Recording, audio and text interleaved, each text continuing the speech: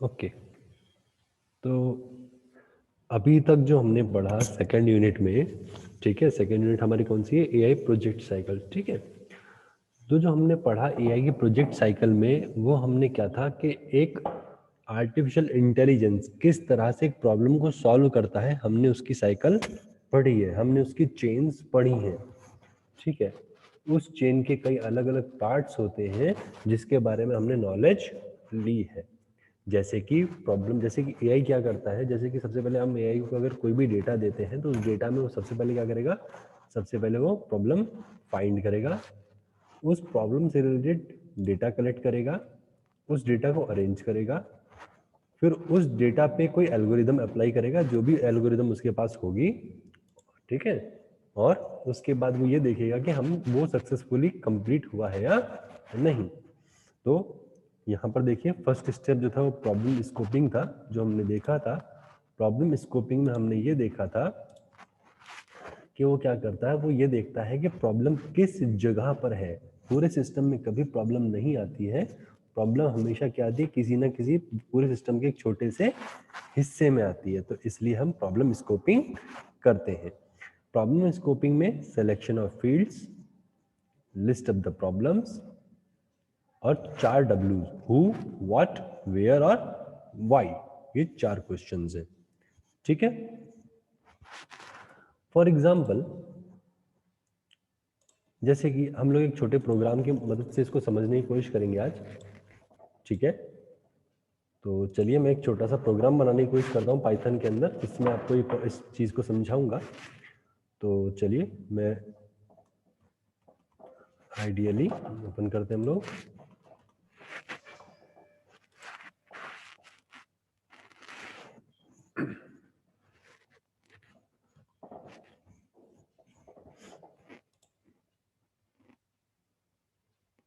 Okay, ये मेरी ideally है। तो देखिएगा, अब हम प्रॉब्लम स्कोपिंग को समझने की कोशिश आज करेंगे, ठीक है। प्रॉब्लम स्कोपिंग,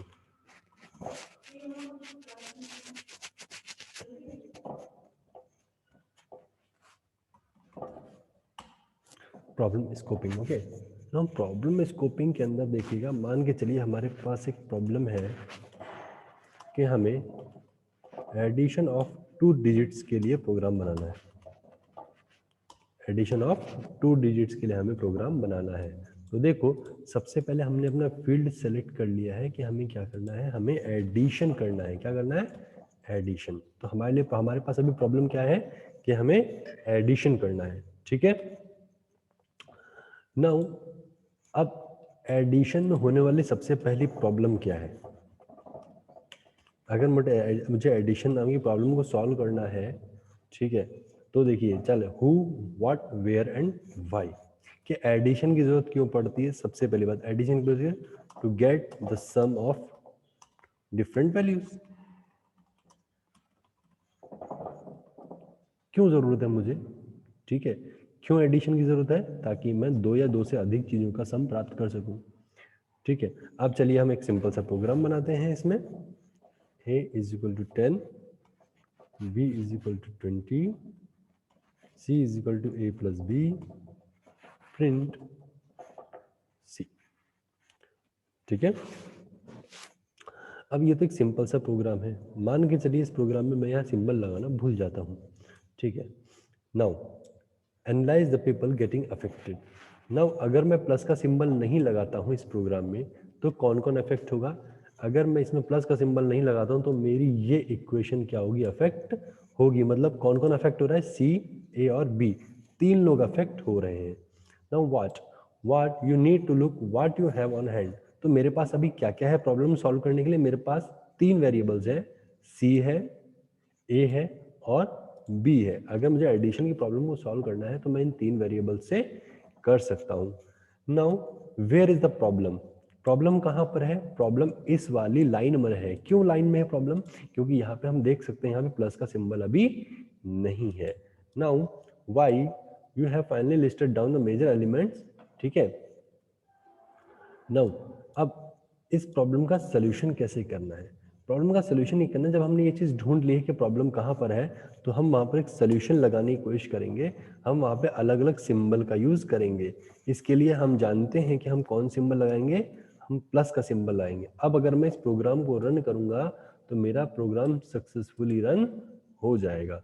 ओके, तो इस तरीके से हम लोग क्या करते हैं, प्रॉब्लम की स्कोपिंग करते हैं। नेक्स्ट है डेटा एक्विजिशन। डेटा एक्विजिशन का मतलब होता है जो भी हमारी प्रॉब्लम हमने फाइंड की है उससे रिलेटेड डेटा को एक्वायर करना।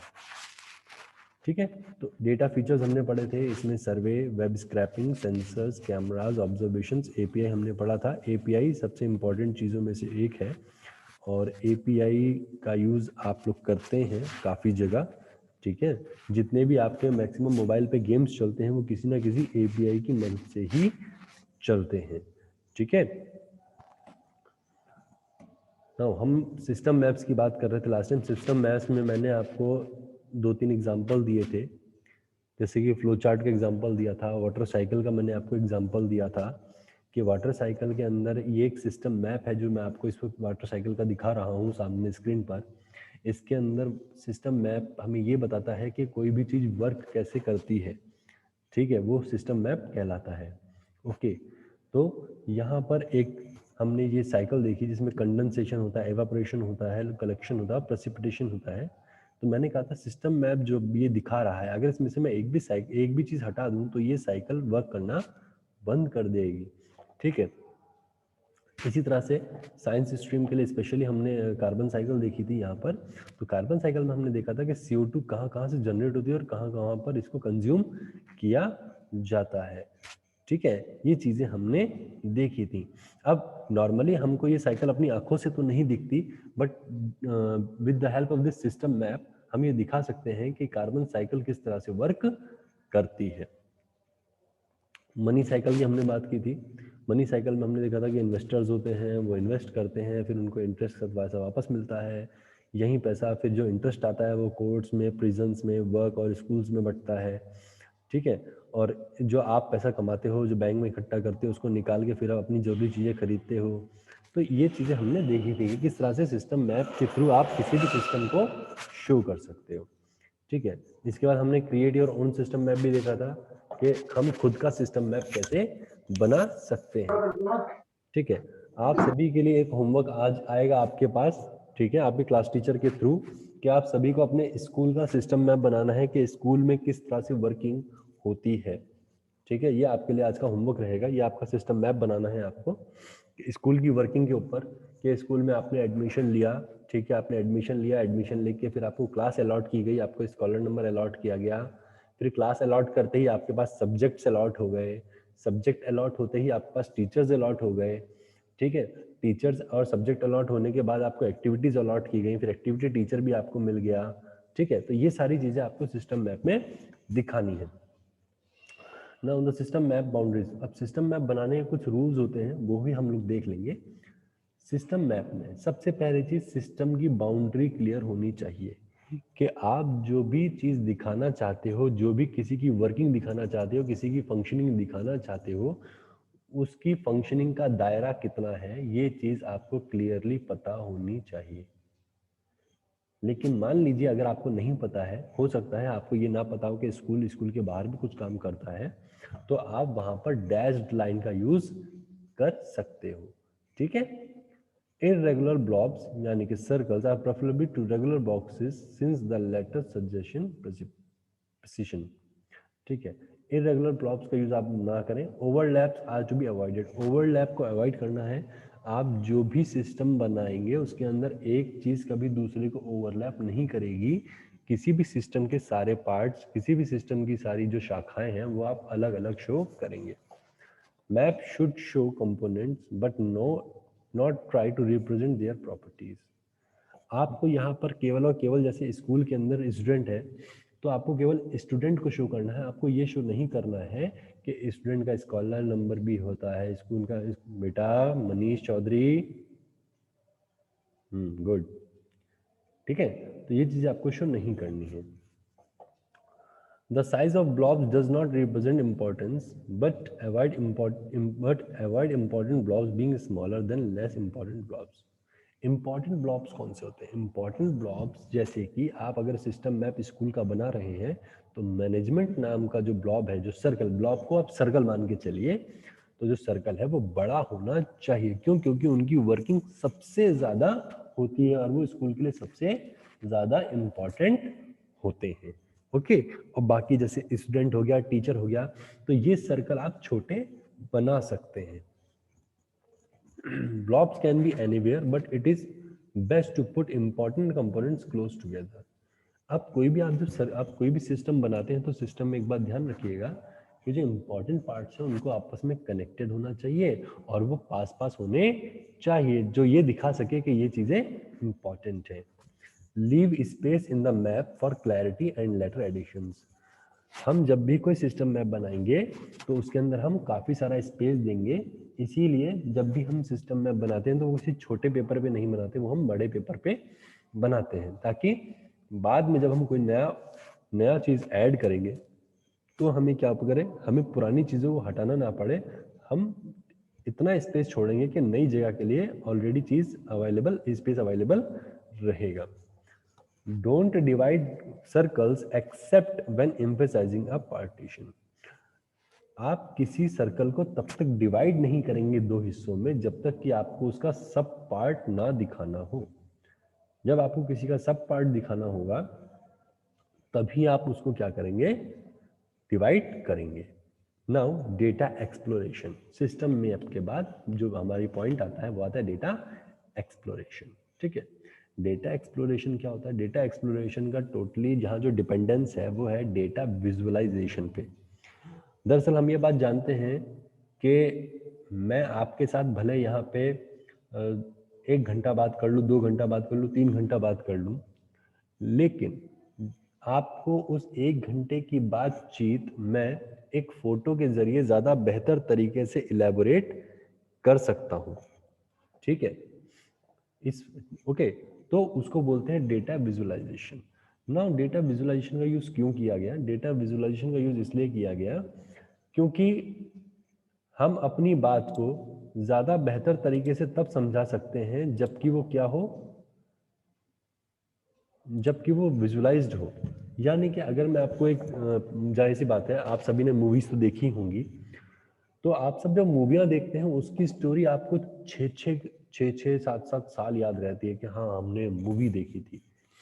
ठीक है, कुछ फैंटेसी मूवी होती हैं, कुछ फैंटेसी मूवीज होती हैं, कुछ एनिमेशन मूवीज होती हैं, एनिमेटेड मूवीज होती हैं जो आपको सालों तक याद रहती हैं कि हाँ हमने इस तरह से एक मूवी देखी थी। क्यों देखी थी, सॉरी क्यों याद रहती है? क्योंकि हमने उसको अपनी आंखों से देखा था, हमने उसमें रैबिट को उछलते हुए देखा था, हमने उसमें जादू होते हुए देखा था। जैसे मान के चलिए हैरी पॉटर मूवी थी, हैरी पॉटर की मूवी अगर आप में से किसी ने देखी हो तो उसकी स्टोरी आज तक आपको याद होगी। आज तक अगर मैं किसी से 7 पार्ट भी पूछ लूं कि भैया 7 पार्ट के नाम बता दीजिए, तो आप में से कई मुझे 7 पार्ट्स के नाम बता देंगे। आपको मूवीज के नाम तक याद होंगे, वो इतनी अच्छी मूवीज थी। ठीक है, कैसे याद रही? क्योंकि आपने उसको देखा था, आपने उसको सुना नहीं था। इसी की जगह अगर मैं हैरी पॉटर की बुक आपको गिफ्ट कर दूं तो मेरे हिसाब से आप उस हैरी पॉटर की बुक को आप 2 दिन भी नहीं पढ़ेंगे।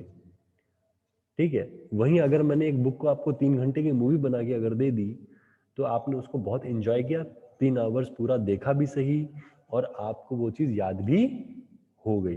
तो इसलिए हम यहाँ पे डेटा विजुअलाइजेशन का यूज कर रहे हैं। डेटा विजुअलाइजेशन एक ग्राफिकल रिप्रेजेंटेशन है इंफॉर्मेशन और डेटा का। ठीक है, इंफॉर्मेशन और डेटा का जो विजुअलाइजेशन होता है, जो ग्राफ की मदद से हम उसको रिप्रेजेंट करते हैं, ठीक है, उसको डेटा विजुअलाइजेशन बोलते हैं। नाउ ग्राफ्स बनाते हैं हम लोग डेटा विजुअलाइजेशन में, तो bar graph, pie charts, line chart. इसका एक छोटा सा एग्जांपल मैंने आपको MS एक्सेल में करके दिखाया था कि किस तरह से आप MS एक्सेल के अंदर क्या कर सकते हो, चार्ट्स बना सकते हो। MS एक्सेल की चार्ट्स हम लोग आज की हॉबी क्लास में चार्ट्स ही देखेंगे। ठीक है, नाउ मॉडलिंग। मॉडलिंग यहाँ पे क्या है? मॉडलिंग को बोला गया है कि जब आपने प्रॉब्लम का विजुअलाइजेशन कर लिया है, जब आपने देख लिया कि प्रॉब्लम कहाँ है, तो आप क्या करोगे? आप उसके लिए एक मॉडल रेडी करोगे। एक मॉडल रेडी करोगे, मॉडल का मतलब क्या है? मॉडल का मतलब है यहाँ पे वो तरीका जिससे आप उसको सॉल्व करना चाहते हो। उस प्रॉब्लम को जिस तरीके से आप सॉल्व करना चाहते हो वो तरीका आप यहाँ पे इलेबोरेट करोगे। ठीक है ना। मॉडलिंग, मॉडलिंग में हम तीन एब्रिविएशन एआई, मशीन लर्निंग और deep learning. Deep learning is the latest fashion today, ये सबसे लेटेस्ट चीज है यहाँ पे जो अभी यूज की जाती है, डीप लर्निंग। ठीक है, एआई, एमएल और डीप लर्निंग मतलब DL. Deep learning is the most advanced form of artificial intelligence out of these three. Then comes machine learning. देखिए, एक सर्कल के जरिए मैं आपको समझाने की कोशिश करूंगा। सबसे पहले आता है एआई, एआई के अंदर आती है मशीन लर्निंग, और मशीन लर्निंग के अंदर आती है डीप लर्निंग।